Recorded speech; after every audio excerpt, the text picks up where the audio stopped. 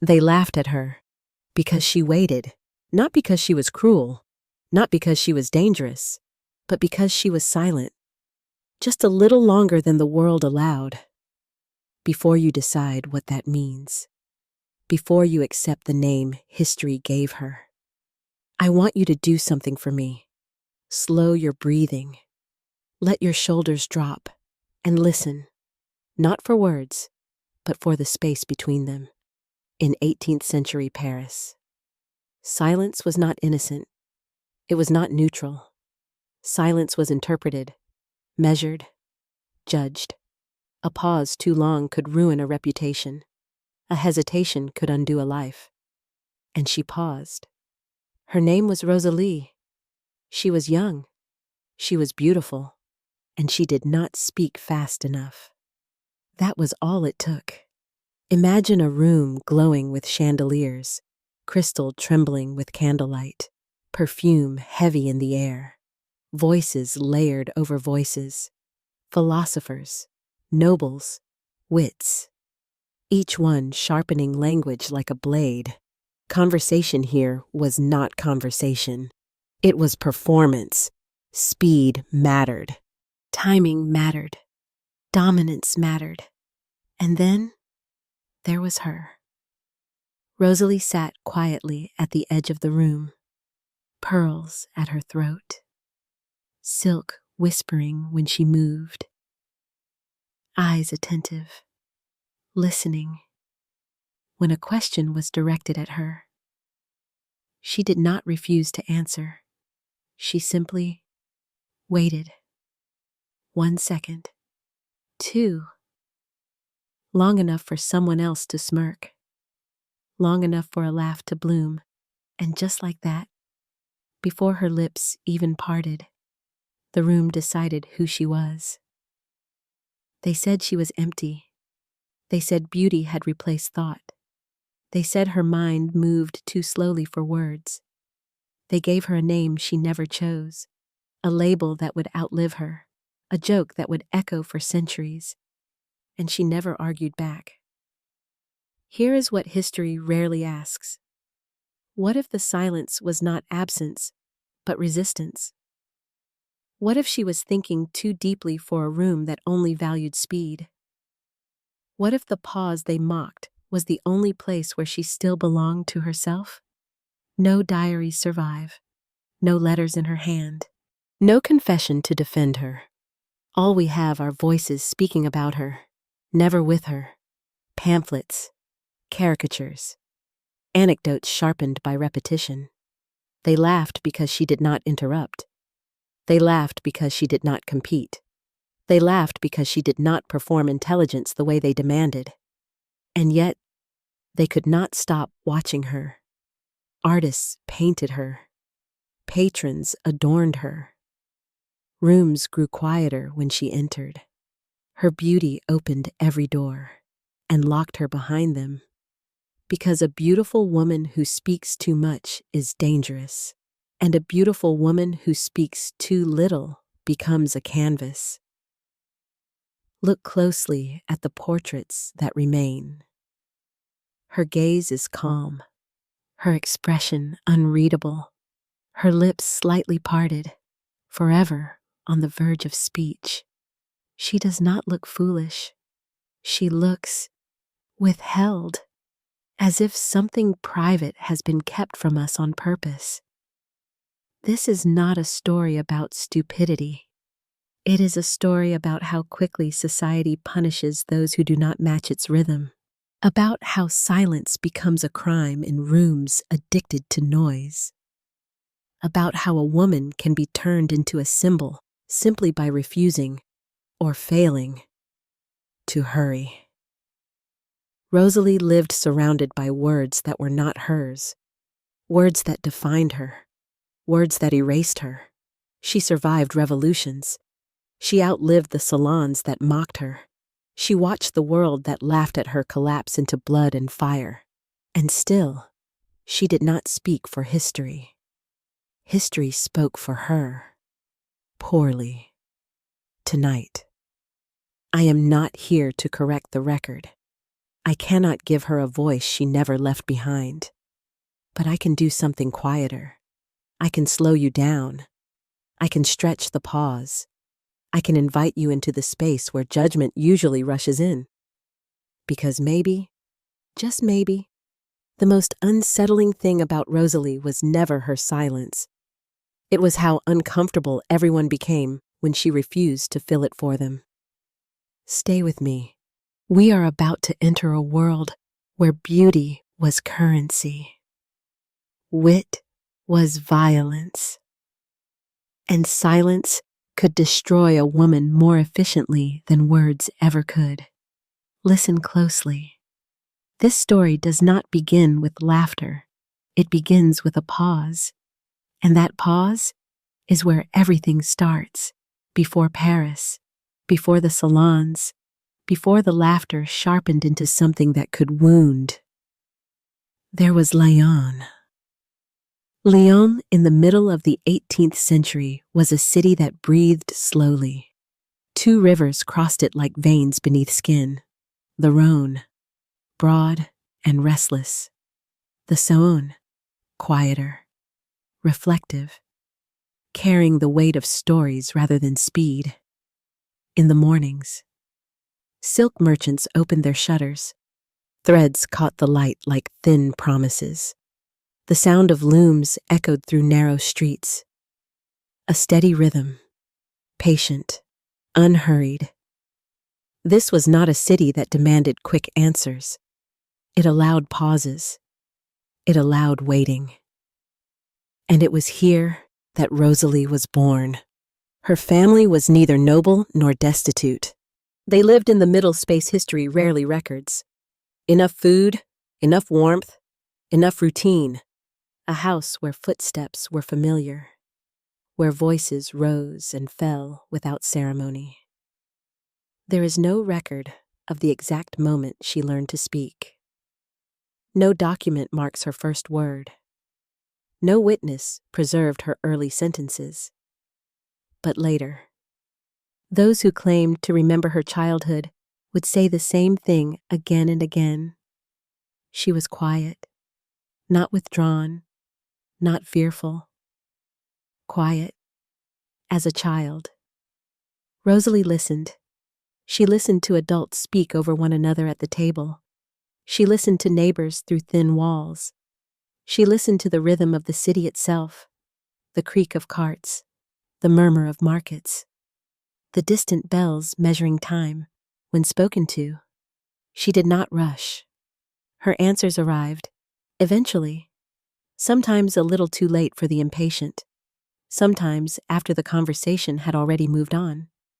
But in Lyon, this did not matter. No one laughed yet. If she hesitated, it was seen as gentleness. If she paused, it was read as thoughtfulness. Silence, at this stage of her life, was simply space. As she grew older, her body began to change in ways that drew attention she had not asked for. Her hair lightened with age, catching sun easily. Her complexion remained pale, unmarked. Her movements were soft, economical, almost careful. She did not demand to be seen, but she was noticed in Lyon. Beauty was acknowledged but not weaponized. It could inspire admiration without scrutiny. It could exist without explanation. Still, eyes lingered. Music found her early. Whether through church gatherings, small performances, or the echo of instruments drifting through streets, movement became a language she understood instinctively. Her body learned what her voice did not rush to express. Dance offered structure, discipline, repetition. Each movement had a beginning and an end. Each gesture had its place. No one expected her to improvise. No one demanded speed of thought, only precision. If Rosalie trained formally, the details are lost, but what remains is the certainty that she learned control. Control of posture, control of balance, control of breath. Dance shaped her into someone who could hold stillness without discomfort. this mattered later, more than anyone could have known. When adolescence gave way to early womanhood, the world began to narrow its gaze. Neighbors spoke her name more often. Patrons noticed her presence. Possibilities whispered themselves into the household. Paris was mentioned. Always Paris. The city where talent could be transformed, where beauty could be elevated, where lives could be rewritten or erased. No one knows whose idea it was first, whether family encouraged it, whether opportunity arrived unexpectedly, whether Rosalie herself longed for something beyond the rivers of Lyon. History does not preserve that decision. It only records the result. She left. The road to Paris was not short, nor was it gentle. Travel meant discomfort, uncertainty, exposure. But Rosalie endured it with the same quiet persistence that had defined her childhood. She did not complain loudly. She did not dramatize hardship. She watched. She waited. Paris revealed itself gradually. First in sound, a constant hum of voices overlapping, then in smell, smoke, perfume, sweat, food, stone, then in light, reflections on windows, movement everywhere. This was a city that did not pause. It surged, and from the moment Rosalie entered its orbit, the rules changed. In Paris, conversation was not simply communication, it was survival. Speed equaled intelligence. Interruption equaled confidence. Silence equaled absence. Here, people spoke not to be understood, but to be noticed. And Rosalie did not speak fast. At first, this was overlooked. Her beauty softened perception. Her novelty excused hesitation. She was introduced as charming, delicate, sweet, words that sound kind, until they are repeated too often. On stage, she was safe. Movement still protected her. Audiences watched her body trace patterns of grace. They applauded what required no conversation. In that space, she belonged, but off stage. The expectations shifted. Questions were asked casually, then impatiently. Where are you from? Do you enjoy Paris? What do you think of this play? That philosopher? This scandal? Rosalie listened. She considered, and then she paused. The pause was small, but Paris magnifies small things. Someone smiled. Someone filled the gap with laughter. Someone else repeated the moment later that evening, adding a second, then a third. By morning, the story had sharpened. She takes forever to answer. The phrase drifted through rooms like perfume, pleasant at first, then cloying. It was not yet cruelty, but it was direction. Rosalie felt the shift before she understood it. She sensed eyes waiting not for her answer, but for her delay. Silence was no longer neutral. It had become a spectacle. And yet, she did not change, not because she refused to adapt, but because her nature had never required speed. Thought came first. Words followed when ready. Paris did not allow that order. It is important to pause here, because part one is not about mockery yet, not about satire, not about cruelty. It is about mismatch. A woman shaped by spaces that allowed quiet entering a world addicted to noise. A rhythm too slow for a room that punished hesitation. Rosalie had not failed Paris. Paris had simply decided there was no place for someone like her. But the city did not reject her. It transformed her, slowly, deliberately, into something it could use. As the evenings lengthened, as introductions multiplied, as rooms grew brighter and louder, Rosalie learned a subtle truth. She was being watched, not to hear what she would say, but to see how long it would take. Her pauses were no longer private. They were measured, timed, judged. Still, she smiled. Still, she listened. And in doing so, she unknowingly stepped onto a second stage, one where silence was not absence, but evidence. Part 1 ends here. Not with laughter yet, not with ridicule fully formed, but with a fragile moment, the exact point where a human being becomes an interpretation, where a pause begins to echo louder than words. There is a moment in every story where something ordinary is quietly redefined. No announcement, no warning, just a shift in how people look at you. For Rosalie, that moment came without her noticing.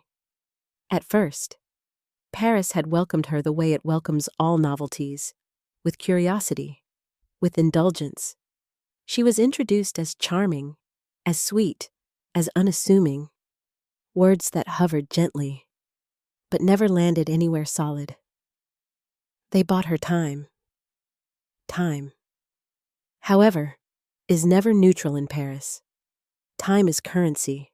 Time is leverage, and Rosalie spent too much of it thinking. The salons multiplied, rooms thick with velvet drapes and candle smoke, walls lined with mirrors that doubled every gesture, tables cluttered with glasses, papers, half-finished arguments. This was where reputations were shaped, not through deeds, but through conversation. Here, to speak quickly was to appear intelligent. To interrupt was to dominate. To hesitate was to concede ground. And Rosalie hesitated. At one gathering, someone asked her a simple question. Nothing dangerous, nothing philosophical. Just an opening, an invitation to exist audibly in the room. She smiled. She lowered her eyes for a fraction of a second. She thought. The silence stretched. Not long, but long enough. A man laughed softly. Someone else leaned back in their chair. Before Rosalie could answer, another voice filled the space for her. And just like that, the room moved on. Later that evening, the moment was retold. She paused so long, someone said. We thought she'd forgotten how to speak. Laughter followed, the kind that does not bruise immediately, the kind that feels harmless until it isn't. Rosalie did not hear this story the first time it was told, nor the second, but she felt its presence. She noticed the way questions began to arrive with a hint of anticipation, the way eyes lingered not on her face, but on the space after the question ended. Waiting, she was no longer being asked to respond. She was being tested. Silence had become visible. In the salons, conversation moved quickly, like a current. Rosalie sat just at the edge of it. She listened as philosophers sparred over reason and faith, as poets sharpened metaphors, as nobles disguised power plays as jokes. She followed the logic. She understood the references. But understanding was not enough. One had to demonstrate it immediately. Rosalie's thoughts did not arrive immediately. They formed slowly, carefully, by the time they were ready. The moment had passed. At first, this was interpreted as innocence. She's so simple, someone said, with a fondness that carried no respect. She doesn't burden herself with thinking. The phrase traveled easily. It was flattering in tone and devastating in implication. Pamphlets did not appear overnight. Neither did caricatures. Reputation in Paris is layered. First, there are smiles, then jokes, then repetition. By the time satire arrives, the groundwork has already been laid. Rosalie noticed that people began explaining things to her that did not require explanation. They spoke slowly, carefully, as one might speak to a child. She smiled politely. She nodded, and still, she waited before answering. This waiting, this refusal or inability to rush, became the thing they remembered. Not her grace, not her discipline, not the hours of training etched into her body. Only the pause. In Paris, a pause is never empty. It invites projection. People fill it with their own assumptions. And Rosalie's pauses were filled quickly. With ideas she had never spoken. With limitations she had never claimed. She's beautiful, but the sentence was completed many ways, always without her consent. Artists began to notice her. Painters were drawn to stillness, to faces that did not perform emotion aggressively. They liked the way Rosalie sat, calm, unrushed. Her silence was not a flaw in paint. It was texture, in portraits. She appeared serene, eyes unfocused, as though looking inward, lips parted slightly, caught just before speech. The irony went unnoticed. On canvas, her silence was called mysterious. In conversation, it was called empty. Meanwhile, the salons continued, and the stories grew. Each retelling added weight. She didn't answer quickly enough. She missed the point. She smiled without understanding. No one verified these claims.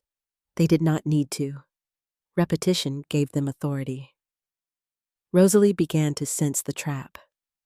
Not consciously, not with panic, but with a subtle tightening in the chest. She noticed how laughter followed her pauses now. How anticipation turned sharp. She could feel the room leaning in whenever she was addressed. Waiting. Not for her words, but for her delay. There were moments. Quiet. Fleeting moments. When she considered speaking sooner, interrupting, filling the space with something, anything. But her body resisted. Her training had taught her precision, not haste. Movement before readiness caused imbalance, and imbalance could be dangerous. So she remained as she was, and Paris adjusted its interpretation accordingly. The label did not arrive all at once. It crept. Half-jokes, playful remarks. She's our little delay. She takes her time. She lives somewhere else. Laughter softened the cruelty, but cruelty does not require sharp edges to cut. By the time pamphlets began to circulate, small, inexpensive, easily shared, Rosalie was no longer a person. She was an example, a symbol, a convenient figure used to illustrate a point about beauty and intellect. Her name was used as shorthand, her pauses exaggerated, her humanity removed. And still, she said nothing, not because she agreed, but because she had never learned how to fight a world that spoke over her. It is tempting, from a distance, to ask why she did not defend herself, why she did not sharpen her words, why she did not adapt. But this question misunderstands the nature of the trap. The moment she attempted to perform wit, she would have been judged by the same people who had already decided she lacked it. Any stumble would confirm their belief. Silence, at least, left room for dignity. Some nights, after salons emptied, Rosalie returned to quieter rooms. There, the air felt different.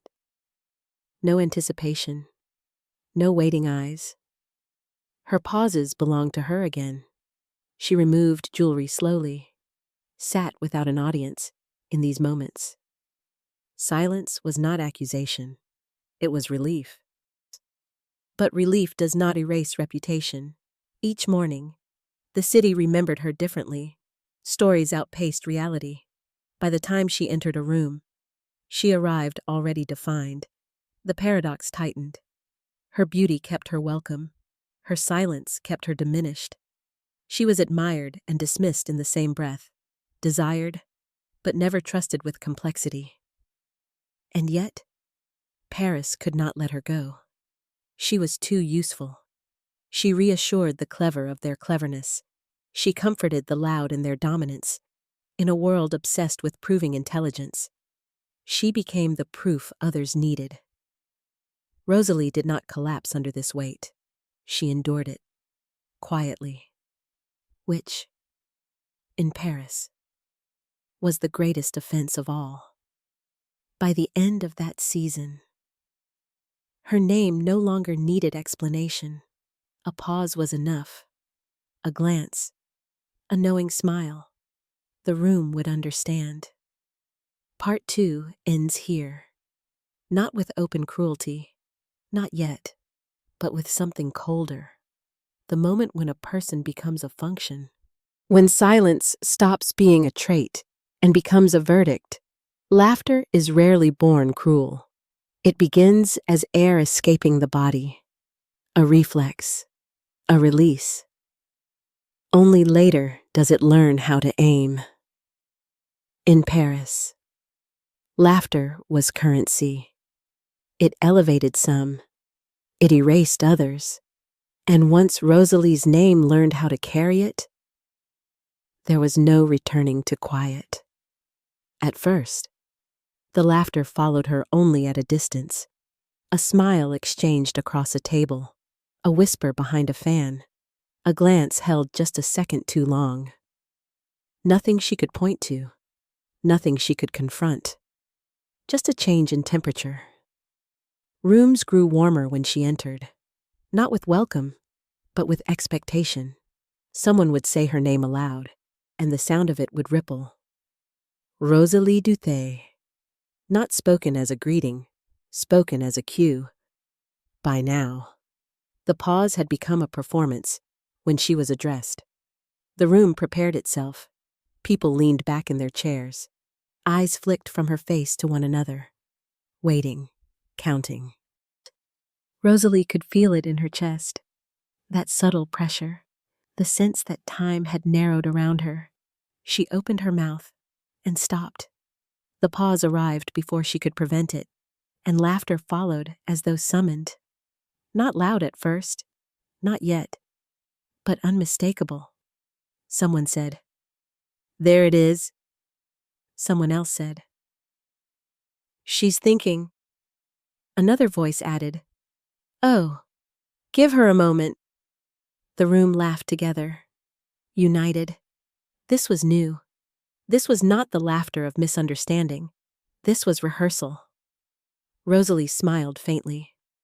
What else was there to do? If she protested, she would be accused of lacking humor. If she rushed, she would stumble.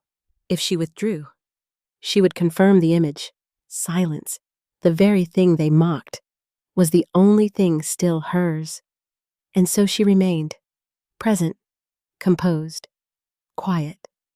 While the room wrote her story without her, satire did not arrive as an attack. It arrived as entertainment. Pamphlets began circulating, small. Folded sheets passed from hand to hand. They were clever, witty. They named no one directly at first, but everyone understood. A beautiful woman, slow to answer, always a beat behind the room. Laughter followed the reading. The joke felt communal, safe. Rosalie did not read these pamphlets herself, but their echo reached her. In the way people quoted lines, in the way they glanced at her afterward. The world had begun to speak in shorthand. Soon, the caricatures followed. Drawings exaggerated what words had already distorted. Wide eyes, parted lips, an expression suspended between thought and vacancy. They were not portraits. They were masks. Once a face becomes a mask, it no longer belongs to the person wearing it. Painters continued to work. Serious painters. Men who valued stillness, who sought calm amid noise. They painted Rosalie with care. Soft lines, gentle light. But even these images could not save her. They were interpreted through the lens of the joke. Stillness became emptiness. Calm became absence.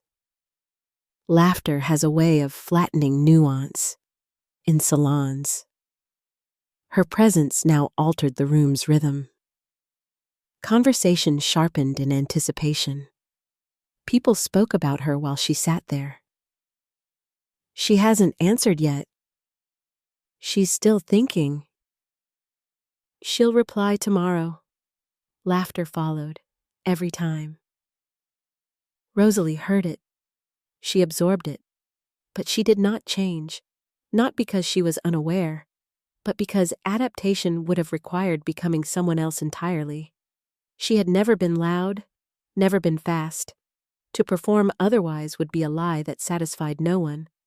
And so she endured, which, in Paris, was unforgivable. It is important to understand something here. Rosalie was not excluded. She was invited constantly. Her beauty ensured that. Her silence ensured her usefulness. She reassured the quick-witted that they were. Indeed, superior. She was a mirror, and Paris adored mirrors. Men courted her. Not always gently. Some were kind, some were careless. Many enjoyed her presence precisely because it did not challenge them. They spoke. She listened. They mistook attention for emptiness. They mistook quiet for consent. In private rooms, the laughter softened. Silence became intimacy. There. Her pauses were not mocked. They were filled with other things. Touches, glances, breath. But these moments did not protect her reputation. They fed it. A woman admired privately and ridiculed publicly is never defended. She is enjoyed, and then offered back to the crowd. By now, her name had traveled beyond the salons. It appeared in print, in anecdotes repeated so often they no longer needed truth. She once took so long to answer the conversation ended without her. She replied to yesterday's question today. She's beautiful, but there's nothing behind the eyes. Each retelling added a layer. None asked if it was fair. Fairness does not entertain. Rosalie's pauses became longer, not because she had less to say, but because she felt the weight of expectation. The moment before speech had become dangerous. Every second counted. Every hesitation was ammunition. She learned to lower her gaze, to smile before the laughter began, to soften the room preemptively. This did not stop the mockery. It refined it. The cruelty became affectionate, and affectionate cruelty is the hardest to escape.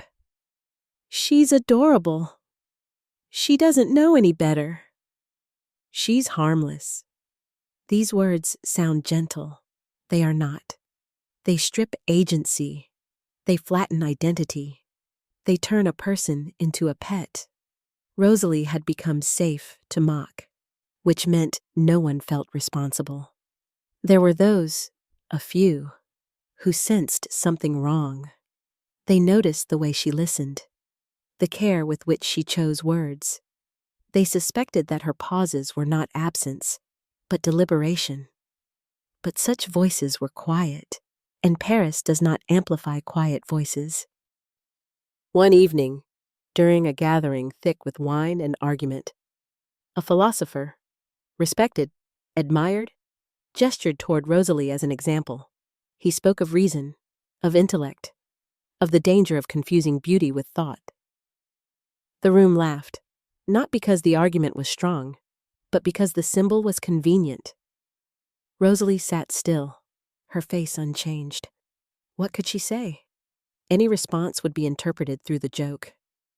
Silence, once again, was the least damaging choice. This is how identity is stolen, not by force, but by repetition, over time. Rosalie began to disappear behind her reputation. People stopped asking her questions entirely. They spoke for her. She wouldn't understand. She wouldn't care. She wouldn't notice. Her presence was decorative. Her absence would not be remarked. And yet, The room still watched her. Silence had become spectacle. Her pauses were anticipated, enjoyed, timed. She had become a living anecdote, a pause given flesh. Some nights, alone, she wondered if Lion had been real, if a world that allowed silence had truly existed. She remembered rivers, the patience of water, the rhythm of looms, a time when waiting was not shameful. Paris had taught her otherwise. Paris had taught her that speed was morality, that hesitation was guilt, that silence was an invitation to be erased. And still, she endured, which confused them. Mockery works best when it provokes reaction. Rosalie did not provide one. She neither collapsed nor retaliated. She simply remained. This frustrated the laughter, so it sharpened further. By the end of that year, her reputation was fixed, not debated, not questioned, accepted, a truth without evidence. She had crossed an invisible line, from woman to caricature, from presence to punchline, and yet, beneath the layers of distortion, she was unchanged, still listening, still thinking, still pausing. The world had changed its interpretation, not her nature. Part 3 ends here. At the moment, laughter stops being accidental and becomes deliberate. At the moment, a human being is transformed into entertainment. By the time the laughter settled into certainty, Rosalie no longer entered a room as herself. She arrived preceded by an idea, an expectation, a story already rehearsed by the people waiting inside. Her name no longer required context. It functioned on its own, like a reference everyone understood without explanation. This was the moment when the joke hardened. Paris has always been skilled at this particular transformation. It takes something human, something complicated, and compresses it until it becomes useful. A type is easier to handle than a person. A type can be summoned at will, shaped to fit an argument, dismissed without guilt. Once Rosalie became a type, no one felt responsible for what happened to her. The salons continued to glitter. Chandeliers burned bright. Glasses chimed. Voices crossed and clashed with practiced ease. Conversations still moved at the same unforgiving pace. But Rosalie was no longer expected to keep up. In fact, the opposite was true. Her value now lay in her failure to do so. When she was present, someone would eventually turn the discussion toward her, not to include her, but to activate her. A question would be posed with exaggerated patience, a tone just gentle enough to disguise the trap. People watched closely, not for what she might say, but for how long she would take to say it. Her pause was no longer incidental. It was the event. Laughter followed predictably. Sometimes it arrived before she spoke. Sometimes it replaced her answer entirely.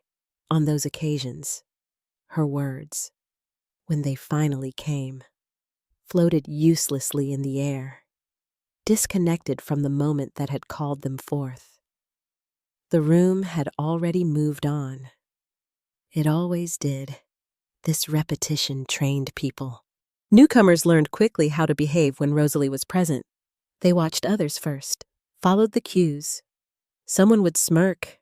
Someone would sigh theatrically. Someone would make a remark that sounded playful enough to pass as kindness. The response was rehearsed. Participation required no cruelty of imagination, only imitation. Over time, the original cause of the laughter became irrelevant.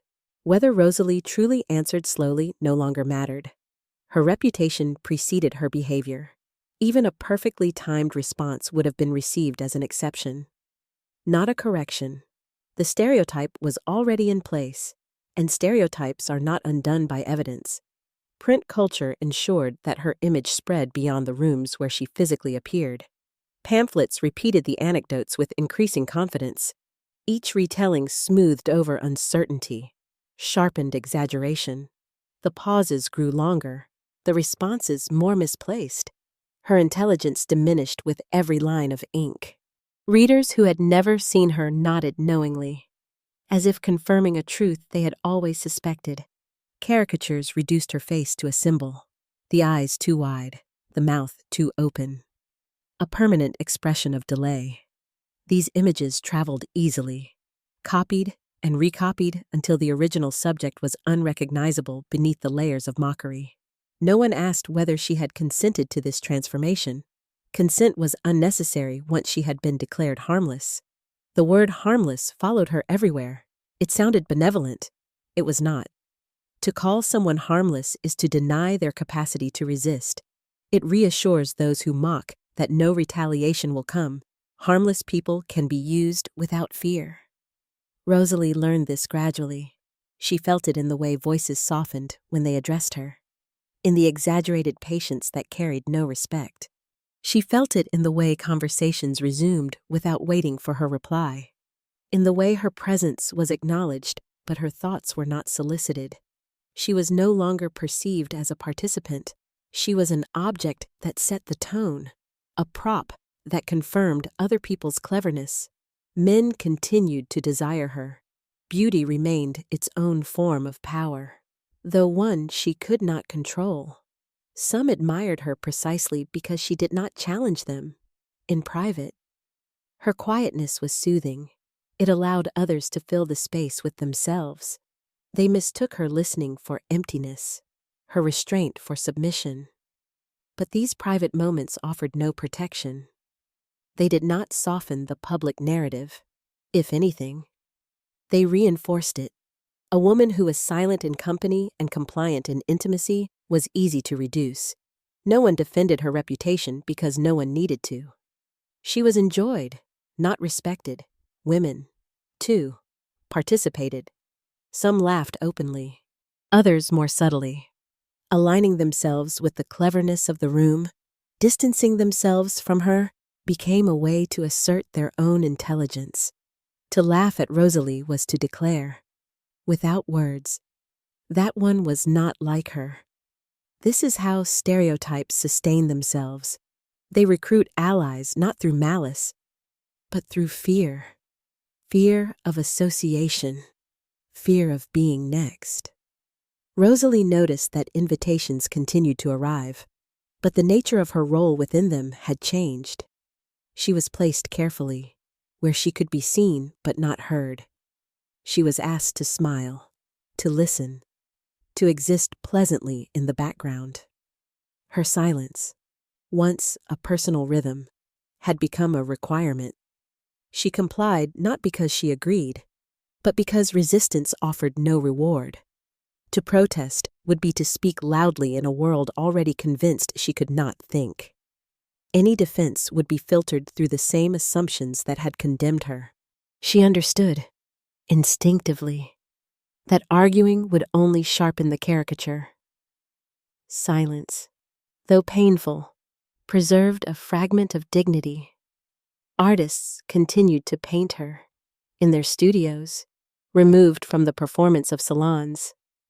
She was allowed to sit as she naturally did, still, focused, present. They found her compelling, not foolish, not empty, just difficult to categorize. On canvas, she appeared calm, introspective, almost severe in her restraint. The irony was cruel. The very quality that invited mockery in life inspired reverence in art. But art does not control interpretation. Viewers brought the joke with them. They looked at the portraits and saw confirmation of what they already believed. The calm gaze became vacancy. The parted lips became hesitation. Even stillness was not safe from distortion. As the seasons passed, Rosalie's reputation stopped evolving. It settled. People stopped adding new details. They repeated the same stories, the same gestures, the same laughs. She had become fixed, like a character in a play that never changed its script. This fixity was its own kind of violence. Growth was no longer possible. Any complexity that might emerge would go unnoticed. She could not surprise anyone because no one expected anything of her. The world had decided she was finished becoming. There were moments, alone, when the weight of this realization pressed heavily on her chest. She replayed conversations in her mind, imagining different responses, faster answers, sharper turns of phrase, not because she believed these would have saved her, but because the mind seeks alternatives when trapped. These imagined versions of herself never left her room. They were private rehearsals for a performance she would never be allowed to give. The salons, meanwhile, thrived on repetition. Rosalie's name became shorthand in debates unrelated to her. When someone wished to illustrate the danger of valuing beauty over intellect, they invoked her. When someone wished to mock slowness of thought, they gestured in her direction even if she was not present. She had become an abstract concept wearing a human face. This abstraction allowed cruelty to continue without discomfort. One does not empathize with concepts, one uses them. What makes this period particularly devastating is not the volume of mockery, but its normalization. There was no scandal, no dramatic rupture, no clear moment where sympathy might have intervened. The laughter blended seamlessly into the texture of social life. It became part of the furniture, as expected as the chandeliers overhead. Rosalie endured because endurance was the only option left to her. She did not retreat entirely. She did not flee Paris. She remained within the world that had defined her, moving through it with a composure that confused those who wished to see her humiliated. Her calm denied them the satisfaction of visible collapse. This composure was misread as confirmation. Surely, they thought, if she truly understood the cruelty, she would protest. The absence of protest became proof of emptiness. They mistook restraint for incapacity, patience for ignorance. No one considered the possibility that silence could be strategic. That quiet could be a way of surviving when every word is already condemned. By the end of this chapter of her life, Rosalie no longer expected to be heard. She adjusted her expectations accordingly. She spoke less, not because she had nothing to say, but because the cost of speaking had grown too high. Each word required calculation. Each pause carried consequence. Silence, at least, was predictable. Paris mistook this withdrawal for confirmation of its judgment. The stereotype had completed its work. A person had been reduced to a function. A life flattened into a lesson others could repeat without reflection. Part 4 ends not with an explosion, but with a closure. The closing of possibility, the sealing of identity. From this point forward, Rosalie would not merely be laughed at, she would be remembered that way. And memory, once shaped, is far more difficult to confront than laughter ever was. In the next part, the world will begin to preserve her image even as it discards her humanity. What was once a living woman will be frozen into legend, and legend, unlike people, does not get the chance to change. By the time Rosalie understood that her life had been transformed into a story told by others, the transformation was already complete. What she was no longer depended on her presence.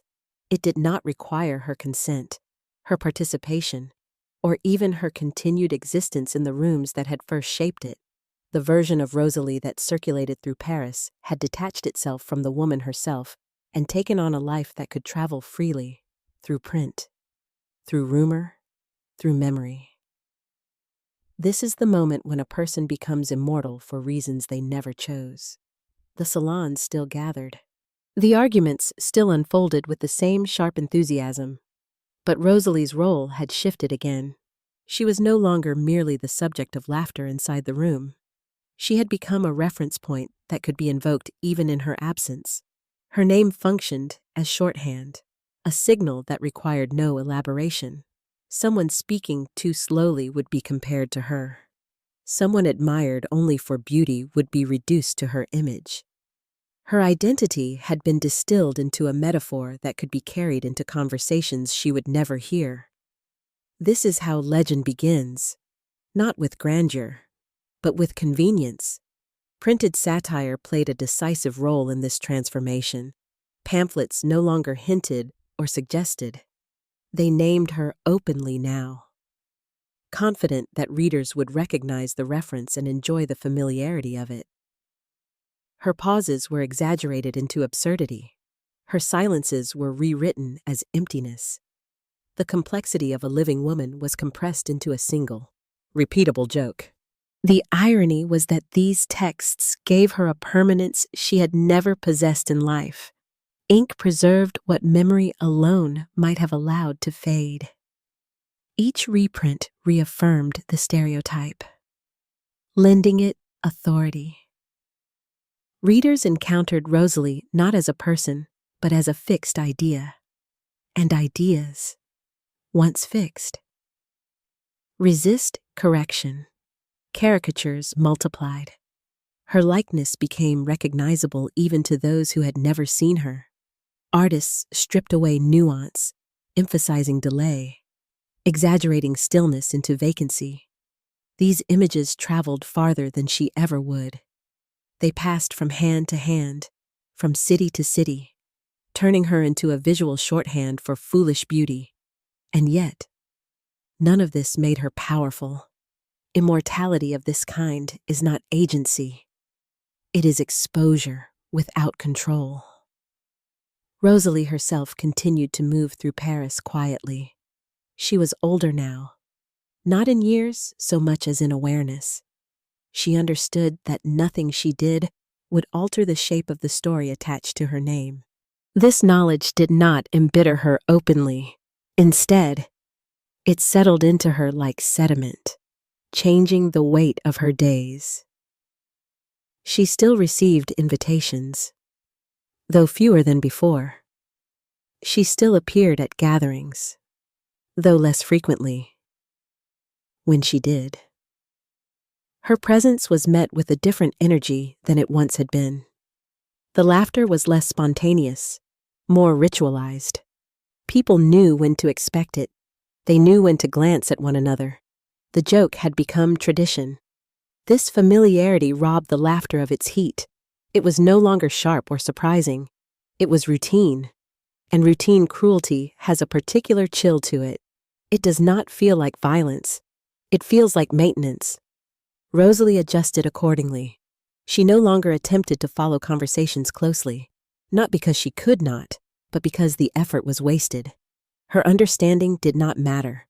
Her participation was unnecessary. She became skilled at occupying space without engaging with it, at being present without being vulnerable. This withdrawal was interpreted as confirmation. The less she spoke, the more certain people became of her supposed emptiness. The stereotype fed on itself, growing stronger with every quiet moment she offered.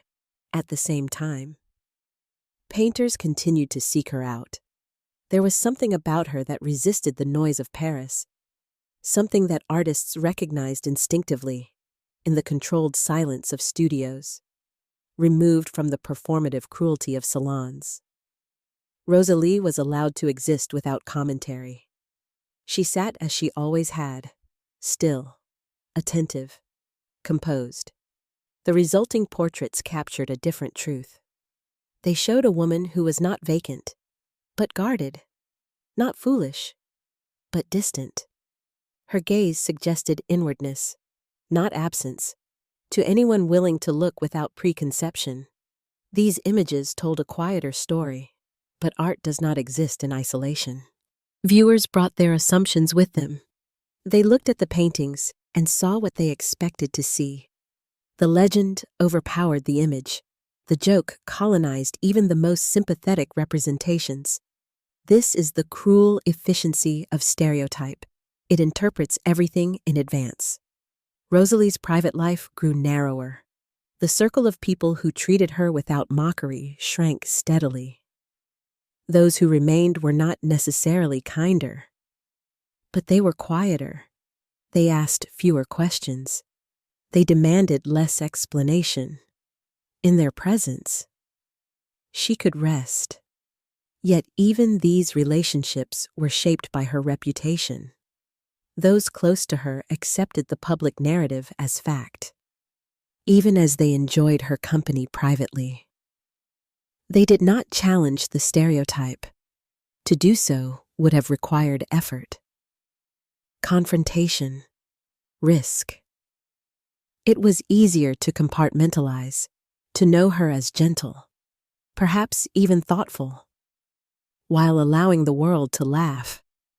This division isolated her further.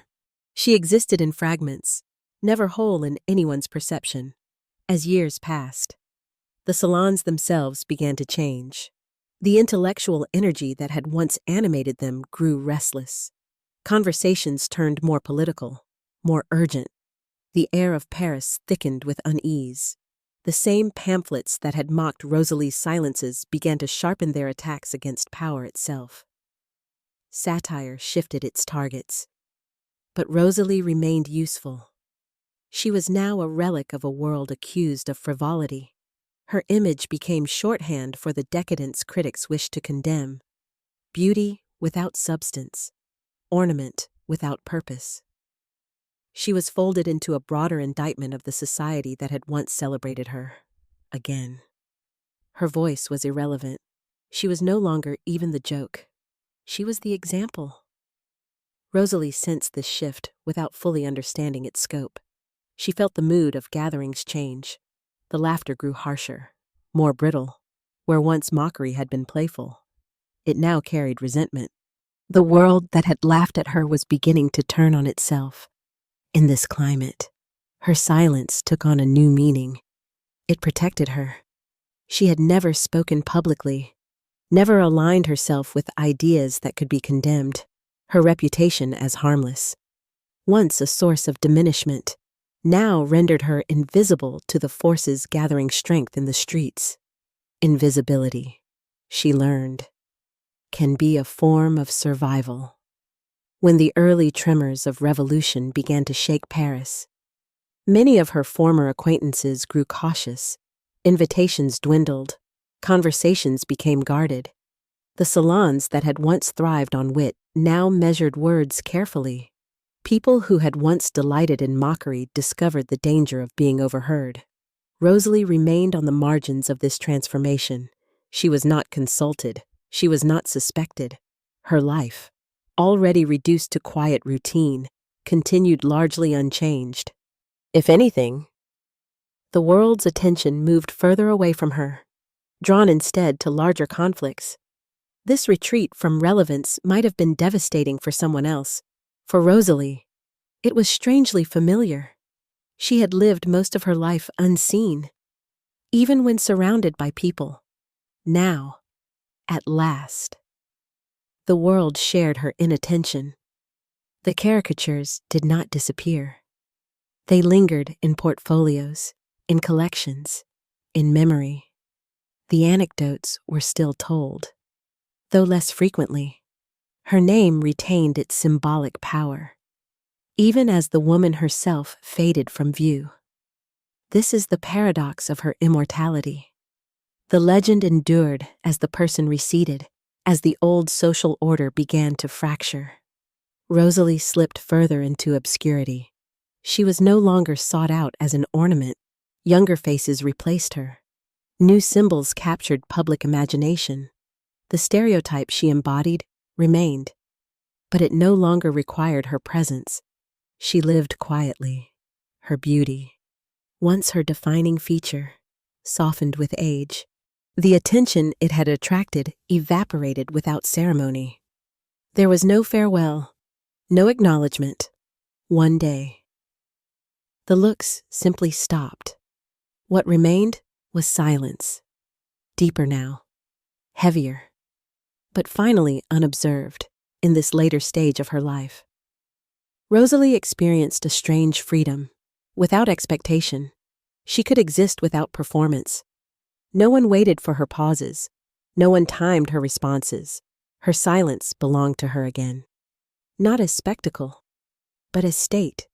And yet, this freedom came at the cost of erasure. She was forgotten as a person even as her image persisted. The world remembered the joke but lost the woman entirely. She might have walked through the streets of Paris unnoticed, passing people who knew her name only as a caricature, not recognizing her face. The living Rosalie and the legendary Rosalie had diverged completely. They no longer intersected. History often preserves people this way. It keeps the outline and discards the substance. It remembers what is convenient and forgets what is human. By the time Rosalie reached the later years of her life, she had become a ghost in her own story. She existed in the margins, sustained by habit and routine rather than ambition or desire. Her days were quiet, her nights unremarkable. The drama that had once surrounded her had moved elsewhere, and still. The stereotype endured. It traveled forward in time, detached from its origin, ready to attach itself to other women, other faces, other silences. Rosalie's name faded, but the idea she had been forced to embody did not. This is the final cruelty of her immortality. She did not merely suffer mockery in her lifetime. She became a template for future mockery, a pattern repeated long after her death. Part 5 ends here, at the point where Rosalie's life and her legend fully separate. The woman continues, quietly, toward an ending history will barely notice. The legend, meanwhile, prepares to outlive her, carried forward by a society that prefers its symbols simple and its silences empty. By the time the ground beneath Paris began to crack, Rosalie had already learned how to live on unstable footing. Long before barricades rose or slogans filled the streets, her life had been defined by uncertainty, by the knowledge that her place in the world was never secure, never truly her own. When the larger collapse arrived, it did not shock her in the way it shocked others. It felt, instead, like an extension of something she had always known, that what appears solid can vanish without warning. The city changed its sound first. Paris had once hummed with layered voices, debate, laughter, music drifting from open windows. Now the rhythm sharpened. Footsteps multiplied. Voices grew louder, less playful, more urgent. Pamphlets still circulated, but their tone had shifted. Wit gave way to accusation. Humor hardened into anger. The same presses that had once printed jokes about Rosalie's pauses now thundered with denunciations of kings, ministers, and nobles. The salons felt this change immediately. Chandeliers still glowed, but the light seemed harsher, exposing rather than flattering. Conversations that once danced now stumbled, careful and guarded. People weighed every word. Laughter, once careless, now arrived late, forced, then disappeared altogether. Rosalie noticed the difference even before she understood its meaning. Invitations slowed, then stopped. The gatherings that had once framed her as an object of amusement now hesitated to gather at all. Doors closed, windows stayed shut. People who had once spoken endlessly discovered the danger of being overheard in this tightening world. Rosalie's reputation as harmless became a shield. She had never been seen as a thinker, a speaker, or a participant in ideas. She had never taken a public stance. There were no recorded opinions to turn against her, no words to condemn. The silence that had erased her voice now erased suspicion as well. This irony was not lost on her. She sensed it quietly, without triumph. Survival arrived not as relief, but as a dull realization. She was being spared not because she mattered, but because she did not, while others fled, plotted, or fell. Rosalie stayed where she was. Her life had already been reduced to routine. She had no estate to abandon, no political allies to betray, no reputation worth defending. The world that collapsed around her had never fully belonged to her in the first place. As the early waves of unrest passed through Paris, she became increasingly invisible, where once she had been watched.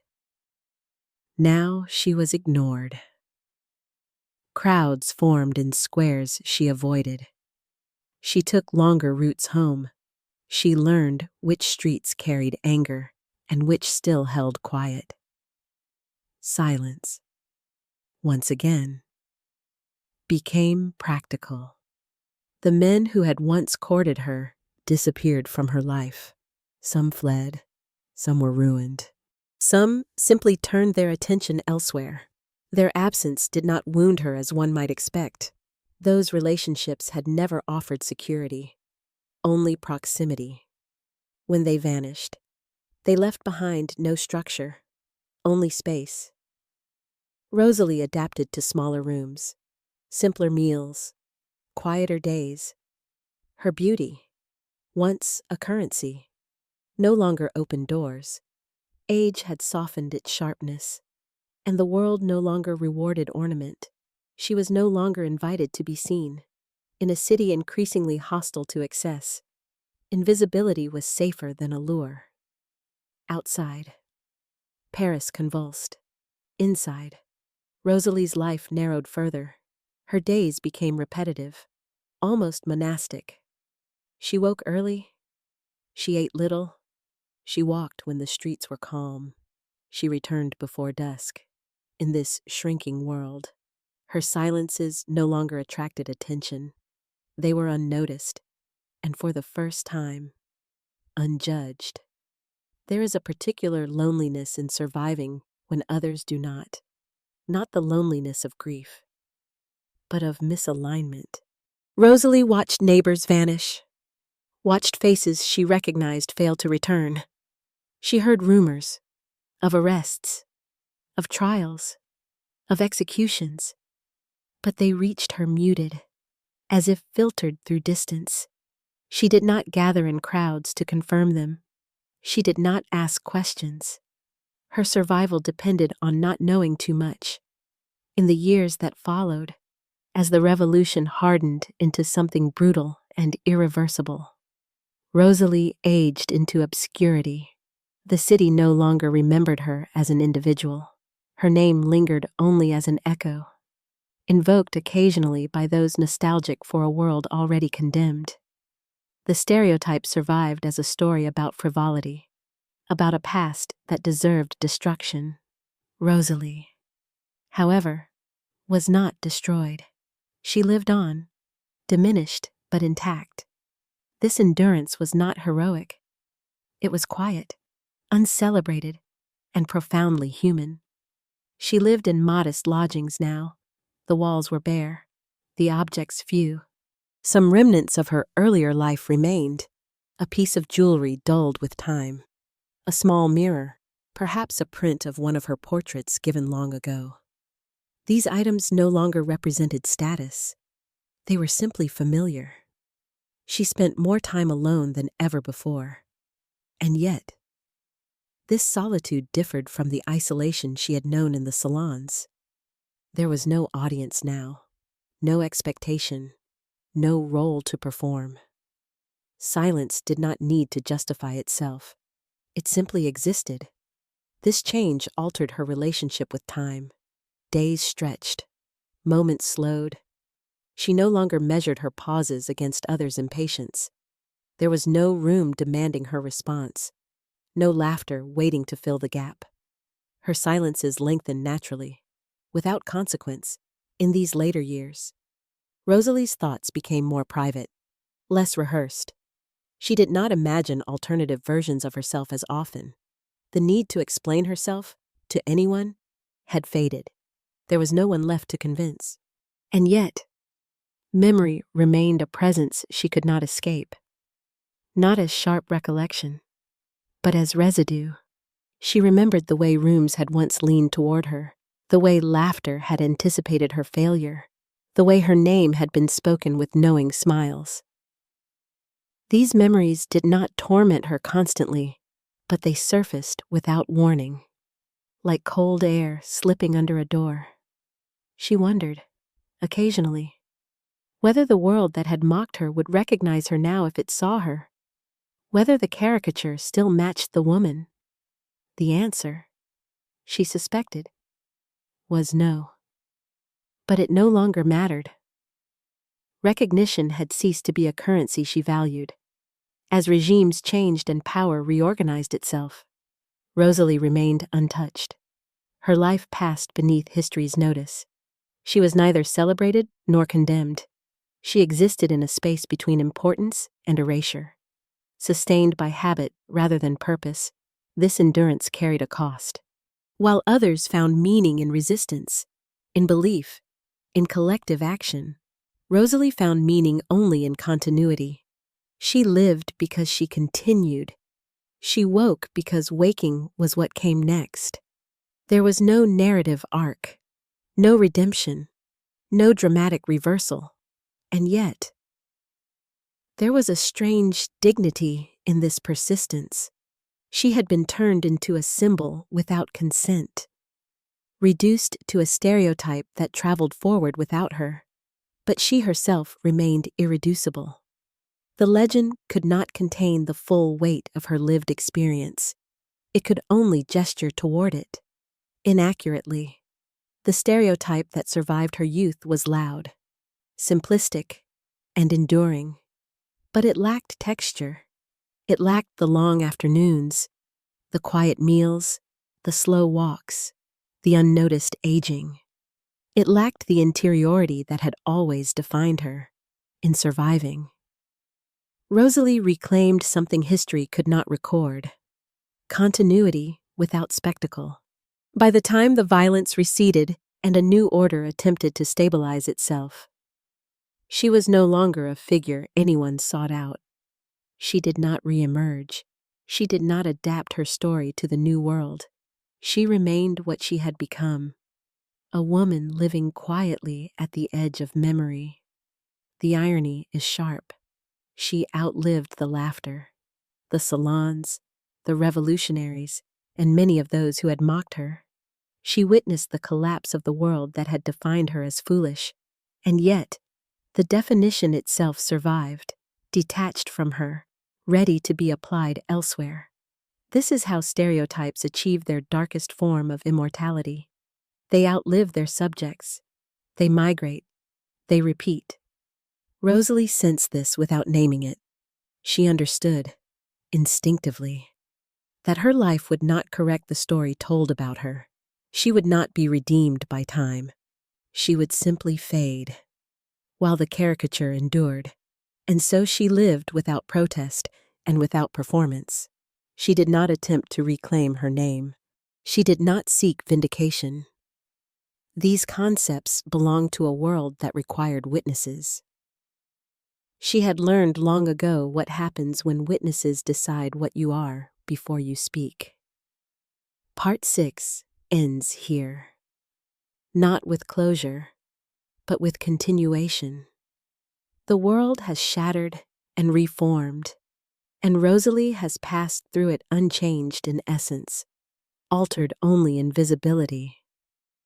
She has survived the age that mocked her, only to be left behind by the age that replaced it. Time does not arrive violently. It does not announce itself the way revolutions do. It seeps. It settles. It wears things down, not through force, but through repetition. And for Rosalie, time became the final and most patient adversary. In the years after the great upheaval, Paris learned a new rhythm. The city no longer glittered the way it once had. Chandeliers were fewer. Voices were lower.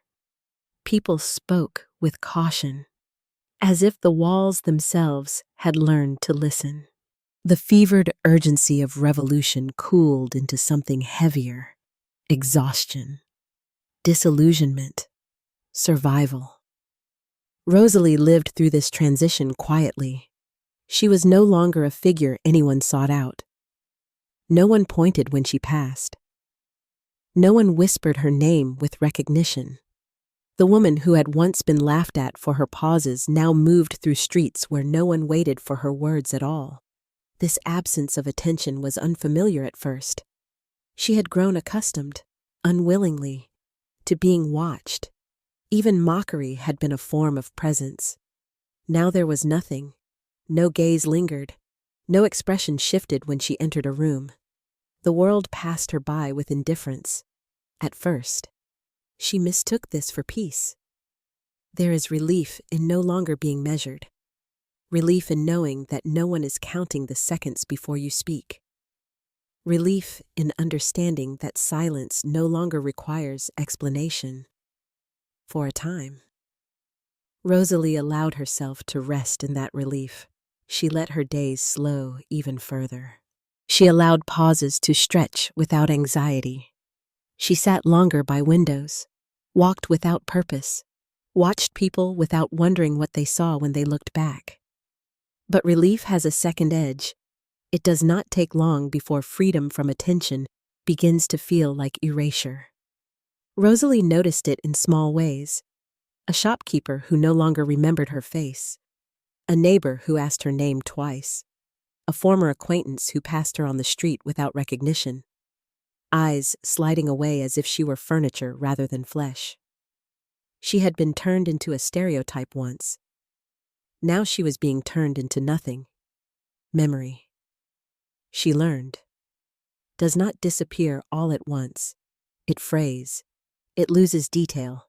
It sheds context.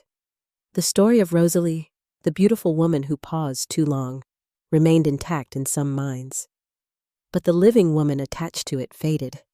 People remembered the anecdote, not the body that carried it, the laugh, not the life. She lived in modest rooms now, the kind that hold sound differently, where footsteps echo briefly, then vanish, where silence is not dramatic, but practical. She arranged her belongings carefully, not out of pride, but out of habit. Each object had a place. Disorder felt unnecessary. A mirror hung on one wall, smaller than the ones that once reflected her beneath salon lights.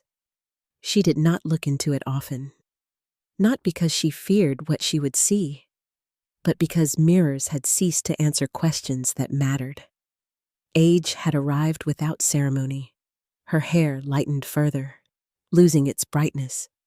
Lines appeared, first faint, then undeniable. The face that had once been painted, caricatured, exaggerated, now belonged only to her. There were no artists waiting to preserve it, no pamphleteers interested in distorting it. Time was free to work without interference. She wondered, occasionally, whether this was what she had wanted all along, to be left alone, to be unobserved, to exist without interpretation. The truth was more complicated. Silence chosen is different from silence imposed. In her youth, she had been silent and punished for it. Now she was silent and ignored. Neither state offered control. Both stripped something essential away. What changed was not her nature, but the audience. Rosalie filled her days with small rituals. She rose early. She ate simply. She walked when the streets were least crowded. She avoided places where memory might ambush her. Old salons converted into offices. Theaters repurposed for political gatherings. These spaces carried ghosts, and she had learned that ghosts speak loudly to those who already listen too much. Sometimes she passed by buildings where she had once been known, where laughter had followed her, where her pauses had been anticipated like a punchline. She felt no anger toward these places, only a distant familiarity, like recognizing a face in a dream. What unsettled her most was not being forgotten by strangers, but by history itself. She understood, in a way few people do, How stories survive. They require simplicity. They require repetition. They require detachment from complexity. The Rosalie who lived quietly now did not fit the story that bore her name, and so history did what it always does when faced with contradiction. It chose the easier version. The stereotype endured. The woman did not. This realization settled heavily in her later years, not as bitterness, but as clarity. She saw that her life would never be reconciled with the legend attached to it. No correction would come, no rediscovery. There would be no moment where someone looked back and said, "We were wrong." History rarely does that. It prefers momentum. Rosalie lived long enough to see new generations pass through Paris, people who had never seen the salons, never heard the original laughter, never known the names of those who had mocked her. And yet, the idea persisted. The joke survived without its origin. Detached from her completely, it became available to attach itself to others. This was perhaps the deepest cruelty. Not that she had been misjudged, but that her misjudgment had been useful. She imagined. Sometimes. A young woman somewhere else. Beautiful, quiet, slow to speak. She imagined how quickly the same pattern might begin again. Different names, same rhythm, same laughter. Rosalie did not have the language to call this a system, but she felt it. She felt the inevitability of it. Silence misunderstood will always be punished by those who fear it. As her body aged, her world contracted further. Her walks grew shorter, her steps more careful. The city seemed louder now, even in its restraint, or perhaps her hearing had sharpened as everything else slowed.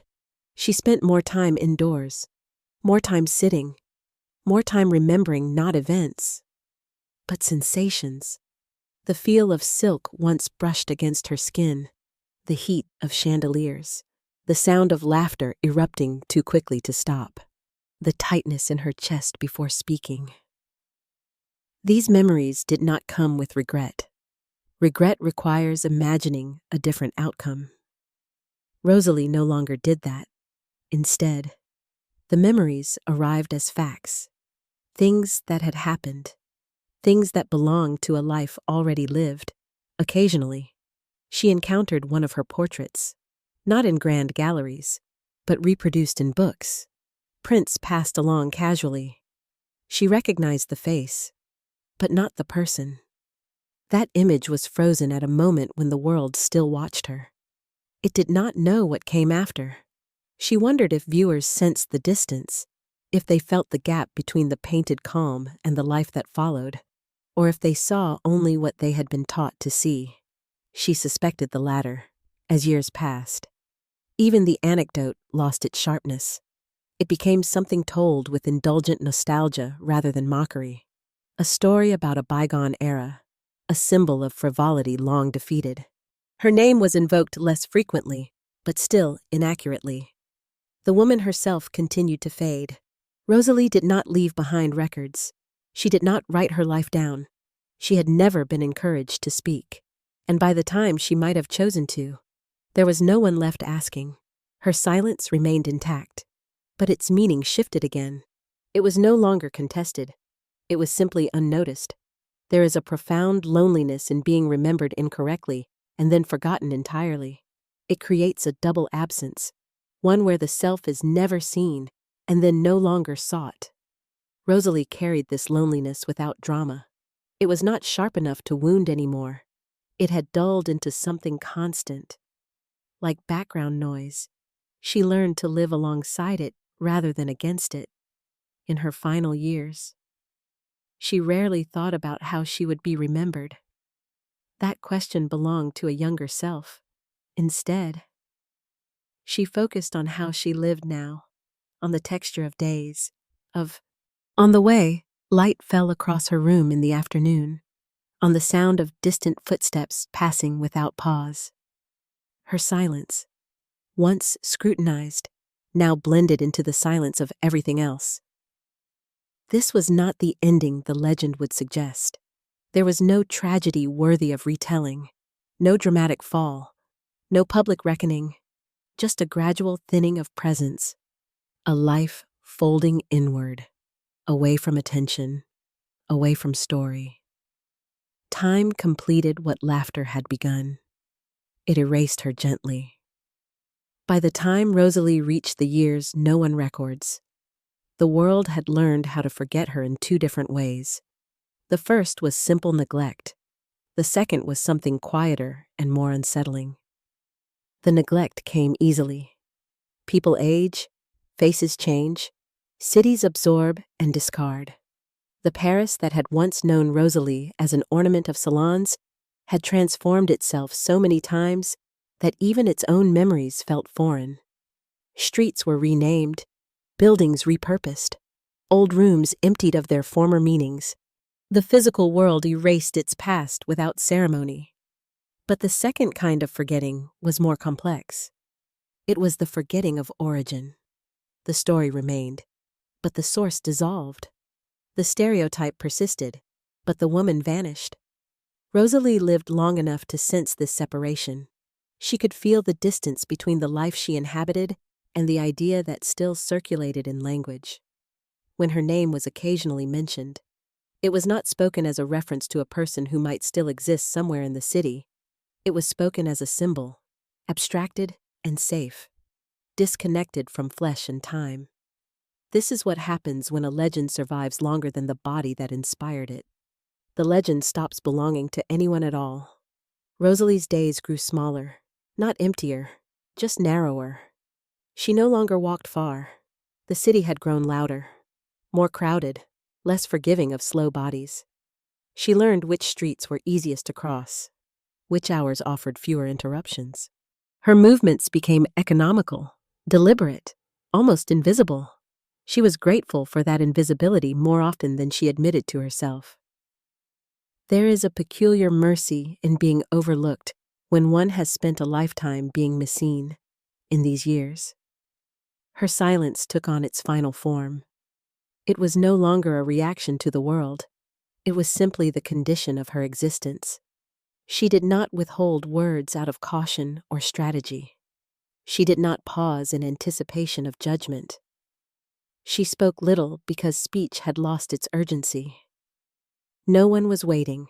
Without an audience, language loosens its grip. Thoughts no longer demand translation. They can exist without shape. Rosalie discovered that much of what she had once felt pressured to articulate did not require articulation at all. It could remain unspoken without loss. This realization might have been liberating earlier in her life. Now, it arrived quietly, without celebration. She spent long hours sitting near the window of her small room. From there, she watched the city pass as it always had, unaware of her presence. Children ran, merchants argued, lovers quarreled and reconciled. History continued to rehearse its familiar motions. She wondered, sometimes, how many people had lived and died unnoticed while she had been laughed at for something so small as a pause. The unfairness of it no longer angered her.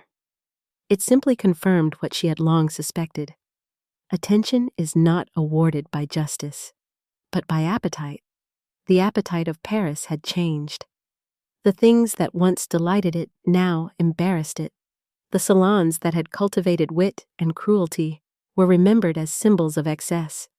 The people who had once laughed the loudest at Rosalie were now reduced to footnotes, if they were remembered at all. But the idea she had been forced to embody proved strangely resilient. It adapted. It shed its original context. It learned to travel light. Rosalie sensed this in the way people spoke, not about her, but about women who reminded them of her. Quiet women. Beautiful women. Women who did not perform intelligence quickly enough to satisfy an impatient audience. The pattern repeated itself without her involvement. This was perhaps the most disorienting realization of her later years, that her suffering had not been singular. that it had not been an accident of personality or circumstance, that it had followed a structure that could be applied again and again to anyone who failed to match the tempo of expectation. She did not have the vocabulary to describe this structure.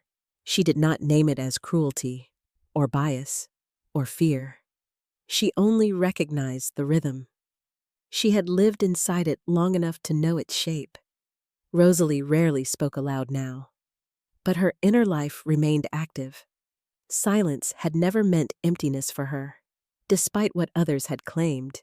If anything, it allowed her thoughts to move without interference. She reflected not on what might have been different, but on what had been consistent, from Lyon to Paris, from salons to solitude, from attention to erasure. The world had always decided what her silence meant before she could explain it herself. As her body weakened, the boundary between days blurred. She slept more. She woke more slowly. The distinction between morning and afternoon softened. Time became less linear, more cyclical. Meals, rest, and small movements structured her existence in this narrowing world. Memory behaved differently. It no longer arrived chronologically. Moments from her youth surfaced unexpectedly. Sensory fragments rather than narratives. The feel of cool stone beneath her palm in Lyon. The heat of candlelight against her skin. The sound of laughter rising too quickly, too predictably. She did not resist these memories. She let them pass through her. They no longer demanded interpretation. What surprised her was not what she remembered, but what she did not. Many details had dissolved. Names of people who had once mattered were gone, faces blurred. Even the sharpest humiliations had softened, their edges worn down by time. Only the pattern remained. She had been seen as something she was not. She had been used as an example. She had been preserved incorrectly, and then she had been forgotten. This knowledge did not make her bitter. It made her precise. Precision, she realized, had always been her instinct. The instinct to wait, to listen, to choose words carefully, if at all. The world had punished her for that instinct, but it had also carried her through decades of upheaval. There is no romance in this endurance, no triumph, no reversal of fortune. Rosalie did not emerge vindicated. She did not reclaim her story. She did not correct the record. She simply lived longer than the version of the world that had hurt her, and that, quietly, mattered. As her strength diminished, she became increasingly aware of the fragility of presence itself. She could feel the way her body occupied space more lightly, as if preparing to depart. This awareness did not frighten her. It felt natural, even overdue. What unsettled her was not the prospect of death, but the certainty that her death would not interrupt anything. The city would not pause. No one would mark the moment. No conversation would change course. She had lived long enough to accept this, and yet, there was a final irony she could not ignore. Though she herself would disappear without notice, the idea she had been forced to represent would continue. It would attach itself to new faces, new voices, new silences. It would outlive her in a way she never had consented to. This was the hollow victory of the legend. The legend did not need her anymore in her last active years. Rosalie encountered fewer and fewer traces of her former notoriety. The name Rosalie Duthé surfaced rarely now, and when it did, it was stripped of immediacy. It belonged to books, to passing references, to an era already judged and dismissed. Those who spoke it did so without curiosity. They did not wonder what she had been like. They did not imagine her aging, walking, breathing. The name functioned without a body. This is the final stage of erasure, when even the stereotype loses its connection to a person. It becomes weightless. It floats free of accountability. It can be used endlessly, because no one remembers who paid the price for it first. Rosalie did not know when the last time someone laughed at her name occurred. She did not know when the anecdote was told for the final time with genuine amusement rather than historical detachment. These moments passed without reaching her.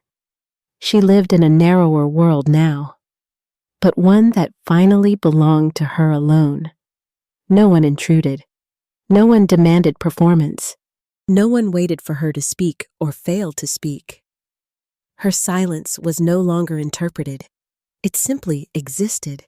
In this quiet, she found a kind of completion, not happiness, not peace in the conventional sense, but coherence. Her life made sense to her now. Even if it never had to anyone else, she had been shaped by the refusal to rush. She had endured by remaining still. She had survived by listening when others demanded speech. The world had not rewarded these traits, but it had not extinguished them either. Part 8 ends here, in the long twilight of Rosalie's life. The legend that once defined her is losing its clarity, dissolving into abstraction. The woman herself remains, fragile but intact, carrying a lifetime of unspoken thought into a silence that finally no longer belongs to anyone else. By the time Rosalie reached the edge of her life, silence had changed its meaning so many times that it no longer felt like a single thing. It was not the silence of expectation, nor the silence of mockery, nor even the silence of erasure. It was something older and simpler, a condition, rather than a verdict, a state of being that required no explanation. Her body now dictated the rhythm of her days more than habit or memory ever had. Mornings arrived slowly. She woke not because she wished to, but because waking still happened. Light filtered through the window in muted tones, softer than it once had been. The city outside continued its restless movement, but its sounds reached her as though from a distance, softened by walls, age, and fatigue.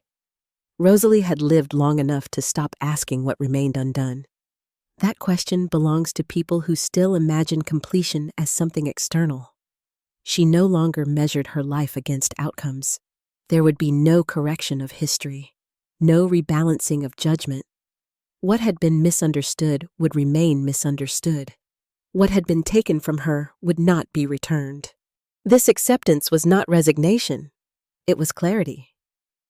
She understood now that her life had not been a failure of expression, but a refusal to submit to a rhythm that did not belong to her. The world had called that refusal emptiness, but emptiness does not endure. What endures is density, held inward, unseen. Her thoughts, even now, were deliberate, slower than they had been, but no less precise. They did not race toward conclusions. They rested, turned, examined. There was no urgency left in them. Time had already made its decisions. Rosalie's world had narrowed to a handful of objects, each carrying a quiet familiarity. A chair by the window, a small table where she took her meals, a drawer containing a few remnants of earlier decades, things she did not look at often, but which anchored her sense of continuity. These objects did not represent her life. They accompanied it. She spent more time sitting than moving now. Sitting allowed her to remain present without effort. It allowed her to listen to the city without participating in it. She watched the light shift across the walls. She watched dust settle. She watched time mark itself in subtle ways that required patience to notice. Patience had always been her strength, though no one had named it as such in these final years. Memory lost its sharp edges. The salons no longer returned to her in full scenes. She did not relive specific humiliations or triumphs. Instead, memory arrived as atmosphere, a sense of warmth without faces, a tightness without words, a familiarity without narrative. She remembered laughter without hearing it. She remembered stillness without seeing herself in it. And slowly, even these impressions softened. There is a point, late in life, when memory ceases to argue. It no longer insists on meaning. It simply coexists with the present. Rosalie reached that point quietly. She did not mark it as an achievement. She only noticed that the past no longer demanded her attention. Her name, she knew, would outlive her in some form, not attached to her person, but as a reference, an idea, a shorthand long separated from its origin. This knowledge did not trouble her anymore. Names, she had learned, are among the least reliable vessels for truth.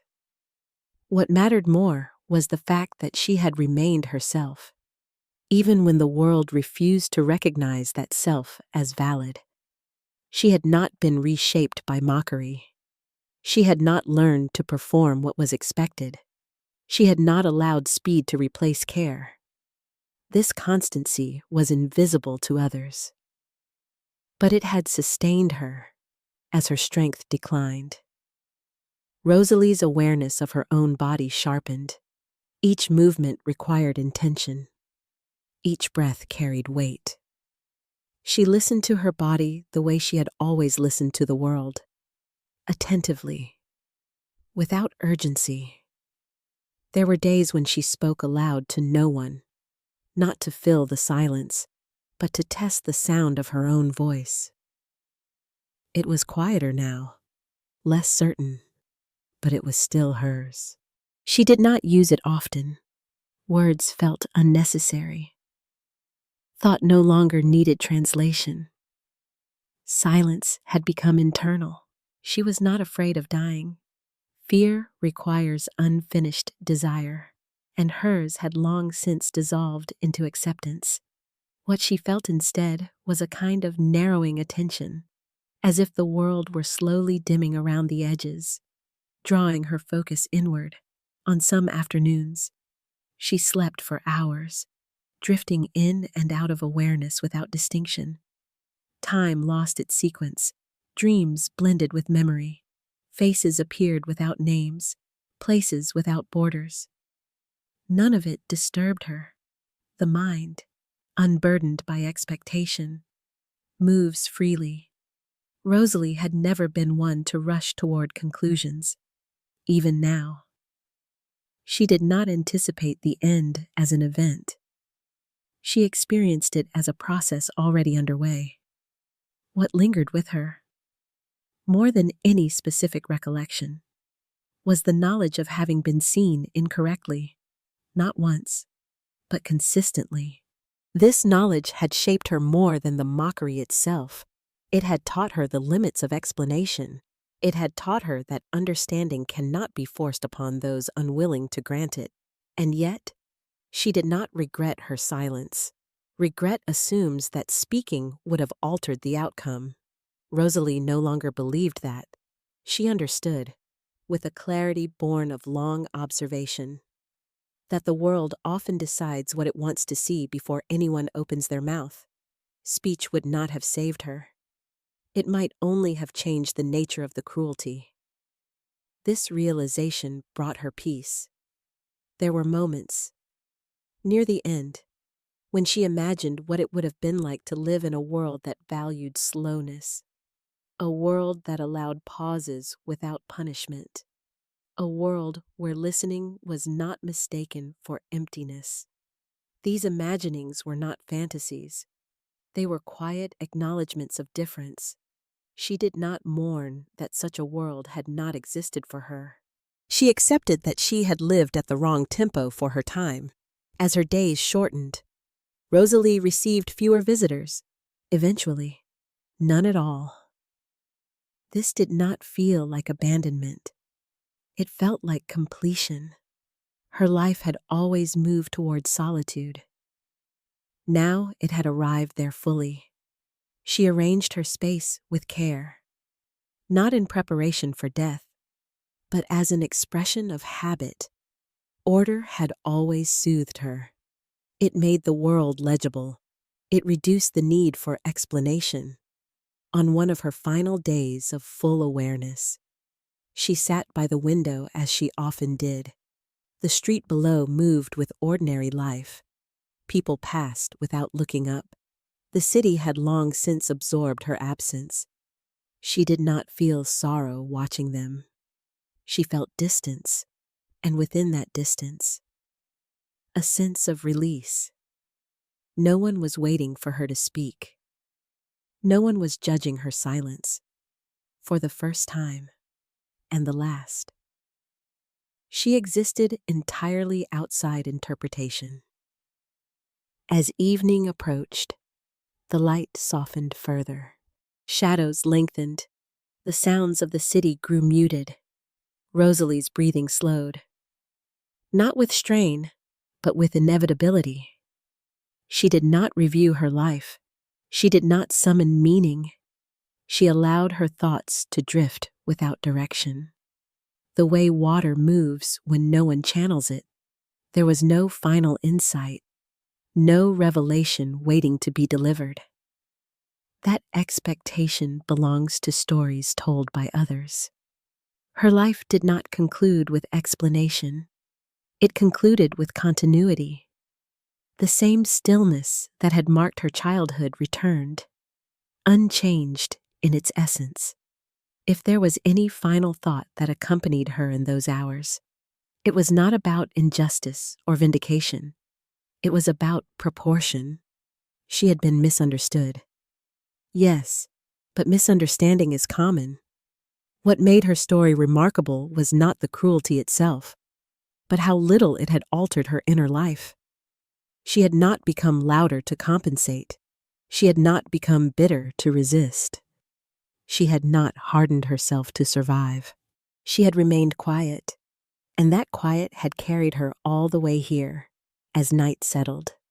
Rosalie lay down. Her body rested as it had learned to rest, without struggle. Sleep came and went. Awareness faded and returned in fragments. There was no one to witness the moment when breath finally loosened its hold. No one to mark the exact second when presence gave way to absence. This, too, felt appropriate. Her life had never required an audience. When the end arrived, it did so without ceremony, without announcement, without pause. The silence that followed was not noticed by the city. It did not ripple outward. It did not demand recognition. It simply remained. When Rosalie died, nothing in the city acknowledged it. No bell rang. No notice appeared. No voice paused mid-sentence to mark the absence of another breath in the world. Paris continued exactly as it had the day before. That, perhaps, was the most honest ending possible. Her life had never interrupted the world's momentum. It had been carried alongside it, slightly out of sync, like a shadow that never quite aligned with the body that cast it. And when that shadow vanished, the body of the world did not notice the difference. History is often described as a ledger of events, but in truth, it is a sieve. Most lives pass through it without leaving residue. Only those that can be simplified, dramatized, or made useful remain. Rosalie's life had been preserved only insofar as it could be reduced. When reduction was no longer necessary, she was allowed to disappear. What remained was not her. What remained was an outline, a gesture, a pause, a name detached from breath, long after her death. The name Rosalie Duthé continued to circulate, but it no longer referred to a woman who had lived, aged, and died. It referred to a figure that existed solely in language, a symbol emptied of time. People who used the name did not imagine her walking slowly through narrow streets, did not imagine her sitting alone by a window, did not imagine her body failing gradually, without drama. They imagined a caricature. They imagined a laugh. They imagined a delay. This is how memory protects itself from responsibility. It remembers what is convenient, not what is true.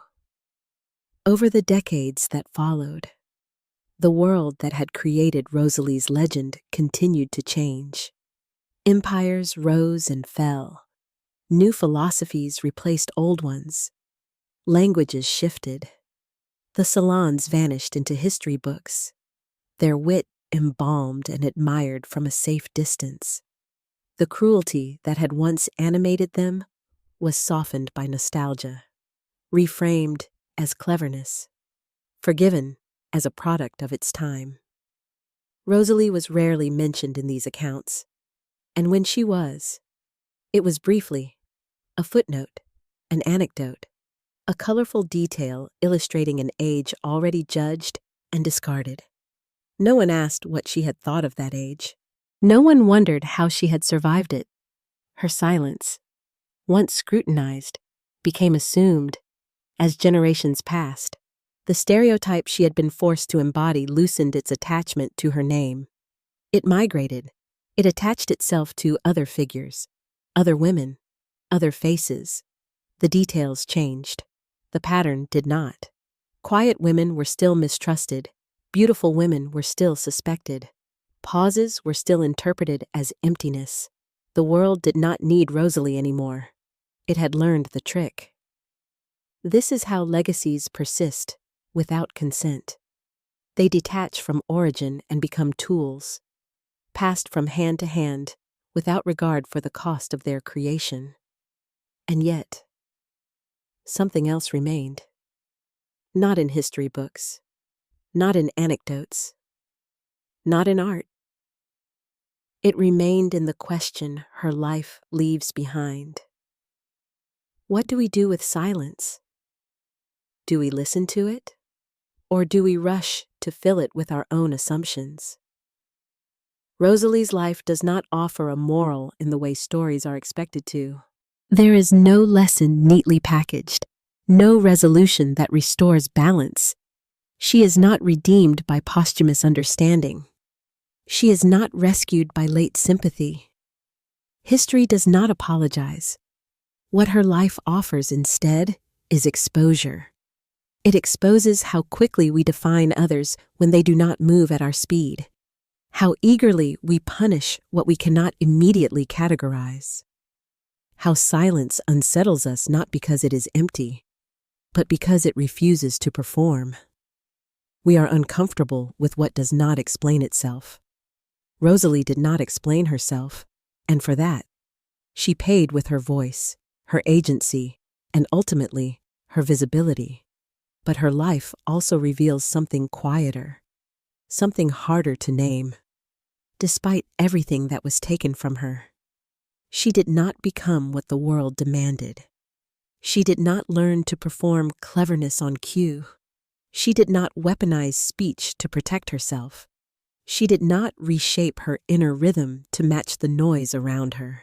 She remained slow in a fast world, careful in a careless one, silent where others demanded sound. This was not resistance in the heroic sense. It did not change the system. It did not inspire followers, but it preserved something rare, integrity, not the kind that announces itself, but the kind that survives quietly, unnoticed, intact, in a world obsessed with being heard. Rosalie remained herself without volume. That, perhaps, is why her story lingers, even distorted, even misunderstood, even hollowed out. It lingers because somewhere, beneath the caricature and the stereotype, there is an unresolved tension, a discomfort that has never been fully addressed. The discomfort of realizing that silence does not belong to us to define. The discomfort of recognizing that the pause we mock may be the only space someone has left. Rosalie's life does not ask us to admire her. It does not ask us to pity her. It asks us to reconsider our reflexes. When someone does not answer immediately, what do we assume? When someone listens more than they speak, what do we project? When someone refuses to compete for attention, what story do we tell about them? These questions are not historical. They are present. They move through rooms even now. The tragedy of Rosalie's life is not that she was silent. It is that her silence was never allowed to belong to her. In the end, she reclaimed it, not through confrontation, not through explanation, but through endurance. She lived long enough for the world to stop demanding performance. She died without spectacle. She exited the way she had lived, quietly, without concession, and yet her absence leaves a weight. Not because she was important in the way history measures importance, but because her life reveals how many others pass through the world similarly unseen. Misnamed, reduced. She stands not as a singular victim, but as a mirror that reflects our impatience, our hunger for clarity, our fear of ambiguity. If this story unsettles you, it is not because of what happened to Rosalie. It is because of how easily it could happen again. Silence still makes us nervous. Slowness still frustrates us. Depth still goes unnoticed when it does not announce itself loudly. Rosalie's life ended without recognition, but its echo remains precisely because it resists resolution. It does not close neatly. It does not instruct us on how to feel. It simply asks us to sit with discomfort, to stay a moment longer in the pause, to resist the urge to fill the space with judgment. If there is any inheritance Rosalie leaves behind, it is not her name, nor her image, nor the stereotype that outlived her. It is the invitation to listen differently, to allow silence to exist without accusation, to let pauses breathe without punishment, to remember that not everything meaningful arrives at the speed of entertainment. Her life reminds us that there are truths that only emerge when we stop rushing to interpret, and that sometimes the most human response to silence is not laughter, not explanation, not dismissal, but patience. The world did not give Rosalie that patience, but we still can, and that may be the only ending this story ever needed.